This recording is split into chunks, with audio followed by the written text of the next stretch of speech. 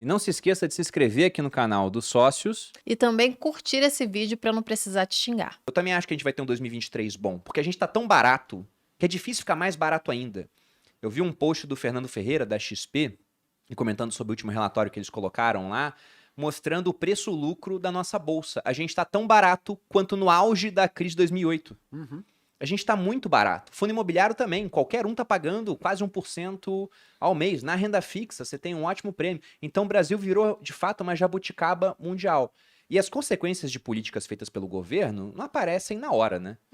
Não é fritar um pastel, pô. O negócio demora pra acontecer. 6, 9 meses, 12 meses. Então, 2023 eu tô otimista. Mas depois, eu acho que a gente tem um problema que iria acontecer independentemente de quem ganhasse a eleição, que é a questão de pressão nos gastos públicos. Eu queria saber a opinião de vocês. Porque, por exemplo, a gente já tem várias promessas Só um aí. parêntese, teoricamente demora para ter esse efeito, né, das políticas públicas. No entanto, o Chile foi um pouquinho rápido, né? Foi um pouquinho rápido. Foi. Então temos um exemplo ruim também aqui do lado E para dar uma olhada, né? pesou na popularidade dele, tá? Porque Sim, em tá na 2 merda meses também. ele saiu de 50% para 35%, 36% de popularidade. Daqui a pouco tá em 13. Então, é rápido, né? Também 13. Agora.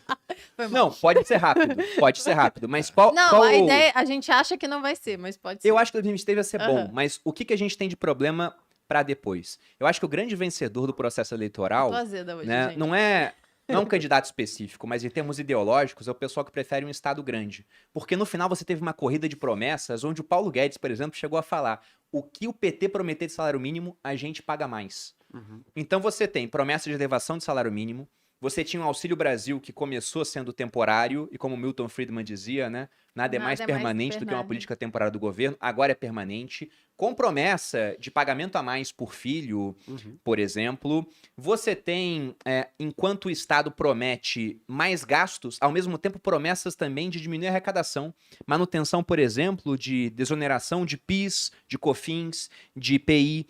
Você tem aquela promessa também de corrigir a tabela de imposto de renda, que está parada desde 2015, e isentar quem ganha menos de 5 mil por mês. Então, somando o impacto disso, ó, tô pegando aqui uma informação do Leonardo Siqueira, né? Manutenção dessa desoneração, 67 bilhões. Auxílio Brasil, 60 bilhões. Se for botar um 13º para chefe de família que vai receber o Auxílio Brasil, para mulheres chefe de família, mais 10 bilhões.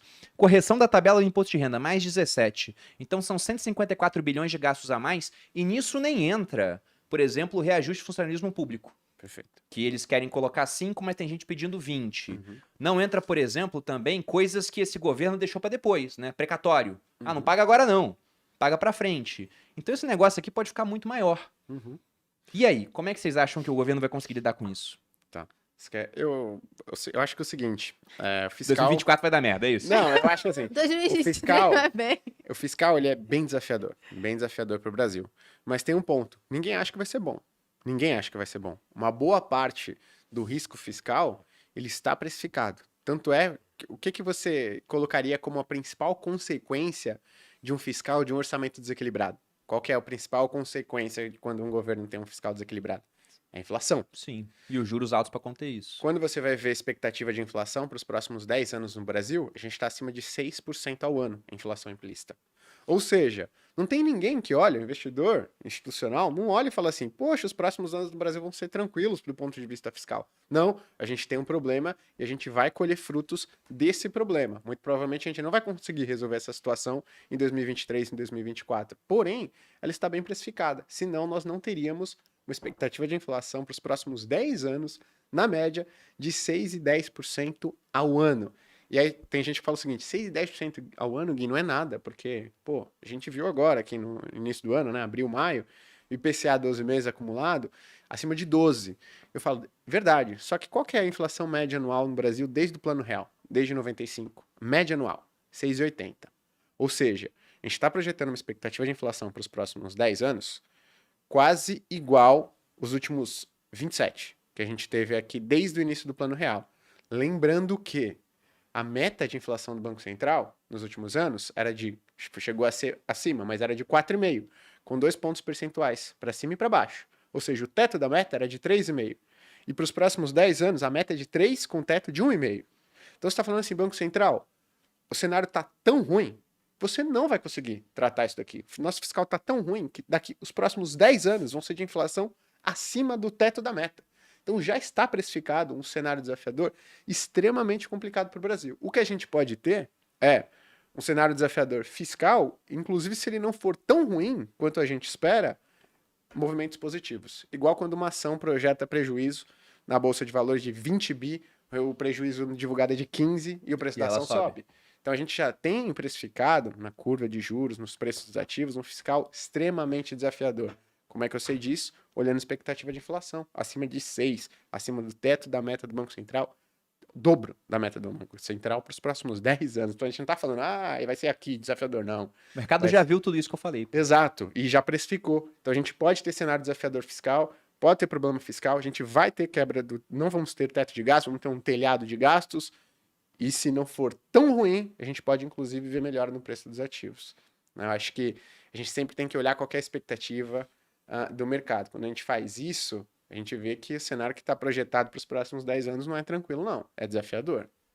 Eu acho que é mais ou menos essa. Porra, eu ia falar um negócio pessimista, mas você já foi o pessimista. Se eu for pessimista, também fudeu, vai todo mundo embora aqui da coisa. Porque as pessoas Mas não também, estão, né? até pelos comentários que eu tô vendo, as pessoas não estão sabendo dividir, né, política de economia.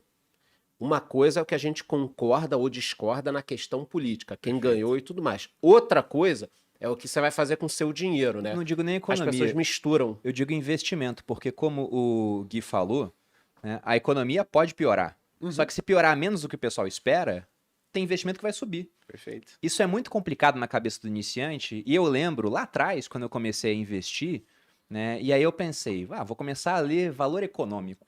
Pensando que a matéria de capa que eu tava vendo ali faria alguma coisa no preço. Eu estaria mais informado do que o cara que tem um terminal Bloomberg pagando $20 mil por ano para tomar decisão e com bilhões na mão, né? Essa é a cabeça do iniciante. Ele se acha o super esperto. E aí eu lembro que saiu uma reportagem que era assim: expectativa de que Vale bata um lucro recorde. Eu pensei, olha, vou comprar Vale. É isso, Vou né? comprar Vale. Aí comprei Vale, na expectativa do lucro recorde. E aí veio o resultado. Foi lucro recorde. As ações subiram ou caíram? Elas caíram, porque o recorde não foi tão recorde quanto esperavam. Exato. Tinha que fazer 10 para ser recorde. Fizeram 12, mas o mercado esperava 15. Caiu, porque já estava no preço. Né? Então tem que saber separar as discussões de fato e ser pragmático na hora de alocar o seu dinheiro, tá, gente? Mas por favor, Charles, prossiga. Depois, é aí que a gente entra no supino. Mas já a gente entra. Não, mas aí, Uma coisa liga com a outra, né? mas aí vale dizer também que não dá pra. Eu vi também alguns comentários. Não aguento mais falar de política. Porra, não dá pra não falar. Não dá. Não é assim. Ao mesmo tempo que tem que saber dividir, que é exatamente o que o Bruno falou, também não dá pra você ignorar as condições Você quer políticas. ser um avestruz, botar a cabeça na E terra? nem pensar o seguinte, eu odeio Lula, tô puto com isso, vou perder dinheiro. Porra, não. Se a gente não gosta do governo que tá aí, pelo contrário, a gente tem que ganhar dinheiro, sobreviver, Aham. ter voz, Prosperar mais prosperar ainda. para conseguir superar Perfeito. isso tudo, seja no Brasil, seja no exterior. Entendeu? E vale dizer também, isso é uma coisa que de vez em quando o Bruno fala, a época que a gente conseguiu ascender financeiramente foi em um governo péssimo, que foi o governo da Dilma. Se a gente for pegar, olha, Pior, né? eu comecei... Acho que foi o pior de Foi o todos pior. da Não, história, Na né? história da República Brasileira foi, se a gente for pegar a queda de PIB, o governo Dilma foi uma Teve pandemia. 2 Covids dentro do governo Dilma. Praticamente. 2 quedas iguais à do Covid. O Meirelles, né, que talvez faça parte do governo, e deixando bem claro, se for pra ter Lula, eu prefiro Lula com Meirelles do que sem, tá?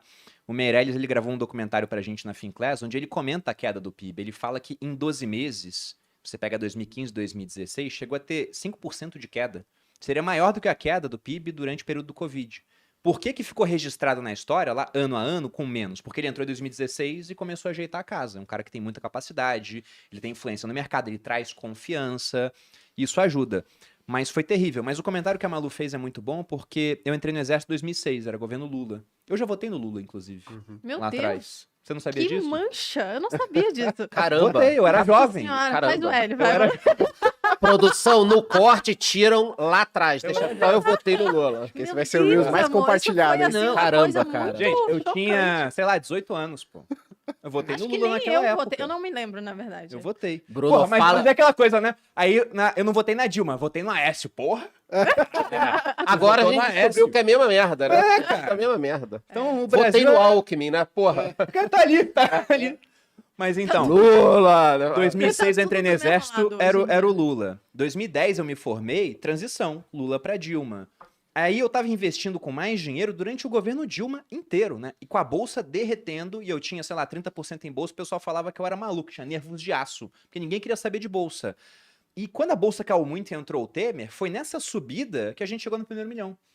Então, o pessoal que pensa, não dá pra prosperar em um governo que eu não concordo, porque eu nem sei como é que vai ser o futuro, gente. O ano que vem, como a gente disse, é meio que um consenso aqui que deve ser bom, no final das contas. Depois, aí já fica mais difícil, porque a gente não sabe o que vai ser aprovado ao longo de 2023. Mas mesmo que você tenha um governo que não seja aquele com o qual você concorda, ou que você acha que vai trazer mais crescimento pra economia, é possível prosperar sim. Fique com esse recado. Mas eu te interrompi, Charles, por favor.